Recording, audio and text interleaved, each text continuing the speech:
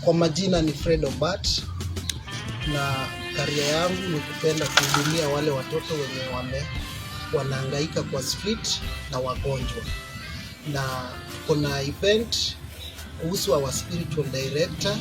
Our main issue ni kurudisha shukrani kwa zile kazi yenye amekuwa akituhudumia kama Wakenya, kama Waafrika kwa mapenzi yake. Our director amekuwa akitujali, amekuwa akitembea na sisi, akituongoza, kutuonyesha njia ya Mama Teresa jinsi alikuwa anahudumia wasiojiweza. Ya pili pia ningependa kuwafahamisha, tunapanga kuwa na hiyo sherehe kufikia wasiojiweza na wale pia wangependa kutujoin kufanya kazi ya community. Kwa sababu hii kazi ya community hatuwezi peke yetu. Tuungane kama mandugu, kama madada kupitia nchi zote, kuona wale walio chini nao pia wasione wametengwa. Na tunapanga hiyo event itafanyika Kasarani. Bado tunaendelea kupanga, tutawapatia tarehe na siku venye hiyo event itakuwa.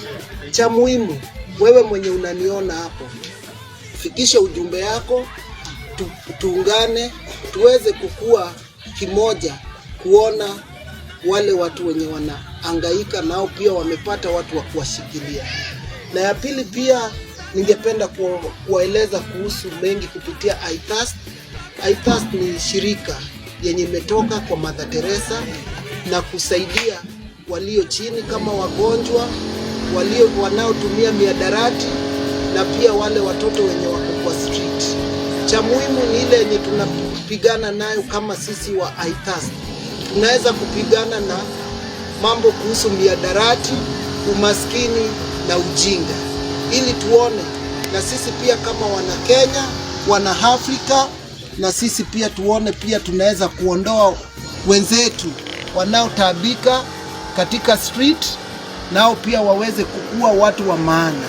Kama iThirst tumeweza kufikia wagonjwa, tumeweza kufikia watoto wenye wanateseka kwa street, kuwasaidia, kuwapeleka rehab, kuhudumia wagonjwa, kuwatembelea, kuwaosha na pia kuwafundisha neno la Mungu kupitia imani yetu ya Kikatoliki. Na pia ningependa wale wote wenye wanaona hii video waweze kuungana na sisi. Hatubagui kanisa, hatubagui dini, uwe Muislamu, uwe Mkristo, uwe Mkatoliki, tuweze kusonga pamoja. Na ya pili pia ningependa kusema venye mwanzilishi wetu Mama Teresa wa Calcutta alisema kupitia mikono yetu wacha waweze kuponya kwa njaa. Na wewe kupitia mikono yako uweze kulisha hao wenye wanateseka. Ni hayo tu, tutazidi kuonana. Na pia tunashukuru Tipro TV na sisi pia tuweze kuungana karibuni, na waumini wote tunaomba tuweze kuungana na tuweke hiyo day ikuwe successful. Ni hayo tu, Mungu aweze kuwabariki.